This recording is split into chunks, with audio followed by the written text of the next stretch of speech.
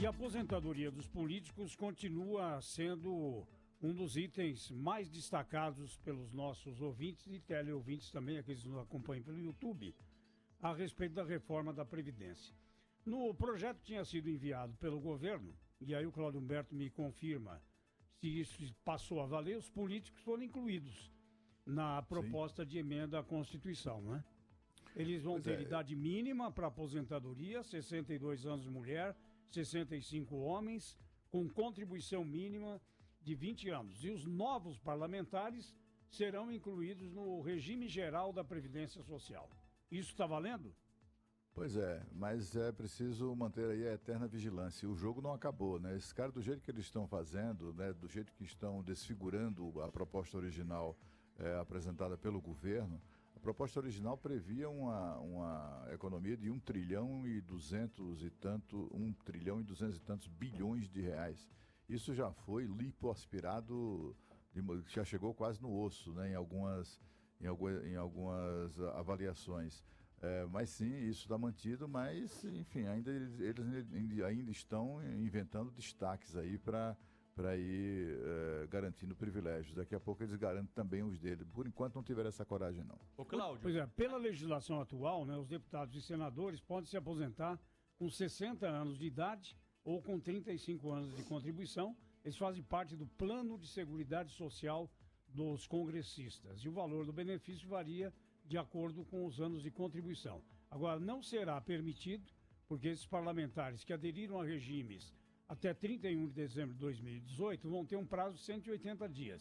Mas não vai ser mais permitido que quem ainda não ingressou num desses planos venha a ingressar. E outros regimes também não poderão ser criados. Seria uma outra saída aí para burlar, né? Agora, sabe um ponto que eu quero tratar aqui? Esse destaque que diminuiu ainda mais a idade mínima para os policiais federais e policiais legislativos, policiais rodoviários e legislativos, teve mais de 400 votos, foram 15 votos contra. Então, a oposição, essa turma que fica dizendo que essa reforma acaba com os pobres e tal, não sei o quê, foi lá e aprovou idade mínima de 52 anos para policial legislativo, minha gente. Então esse pessoal fica vomitando regra o tempo todo e chamando os outros de ratazana e o escambau, e na hora de aprovar um privilégio deste tamanho, como eu disse aqui, quem vai pagar é aquele sujeito que vai ter que esperar até os 65 anos para poder se aposentar com salário mínimo, essa turma aí que está falando para você que é contra os pobres aprovou esse negócio. Agora, Cláudio, a gente está falando aqui, né, sobre essas mudanças todas. Vocês já acompanharam muitas tentativas e conclusões de reformas da Previdência ao longo da história aí dos últimos anos. A gente não está cobrando demais uma reforma ideal que nunca existiu e que talvez nunca vai existir. Tudo bem, eu concordo com vocês aqui sobre essa história dos policiais.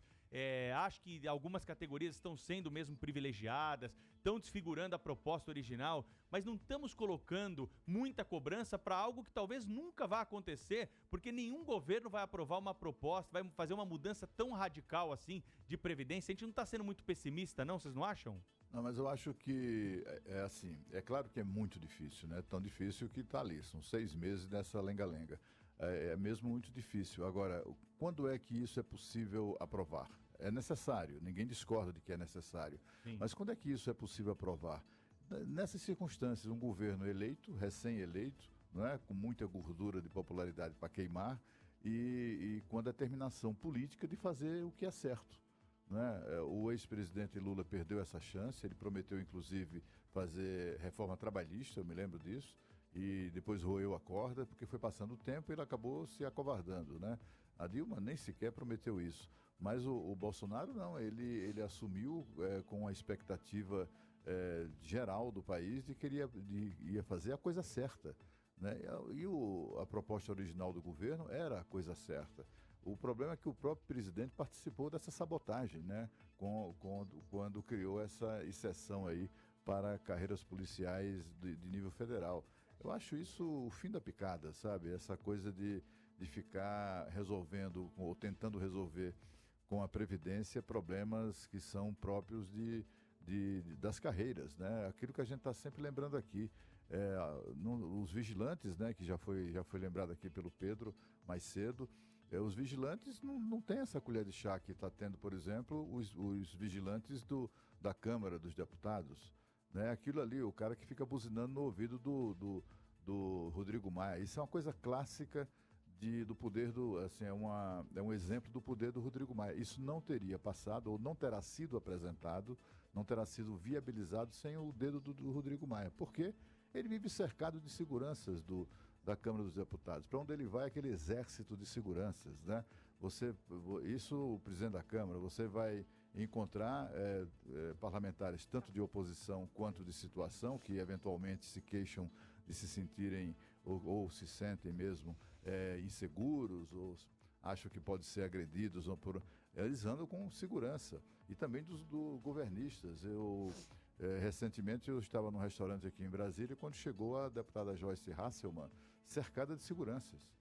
Depois ela, no bastidores do poder, ela confirmou que havia mesmo ameaças contra... Enfim, então esses seguranças da Câmara, que se auto-intitulam, se conseguiram mudar a lei para serem chamados de policiais legislativos, é uma caricatura de polícia, né? Esses caras estão ali no pé do ouvido de líderes, dos principais líderes da casa, inclusive do presidente, e ficam ali buzinando no ouvido. Os caras lá, são eles que cuidam da segurança. Essa gente acha que está mesmo correndo grande risco e fica com medo, de repente, né, que, sei lá, alguma negligência seja cometida e eles corram risco de fato. É uma situação muito triste essa do Brasil, mas é pior ainda, a tristeza maior é a constatação de como a Câmara dos Deputados é vulnerável ao lobby o mais rastaquera possível. Pois é, o Pedro tem razão, que a gente precisa, assim, pensar numa forma positiva, porque o risco de insolvência do Brasil, pelo menos esse, aparentemente saiu da frente, né?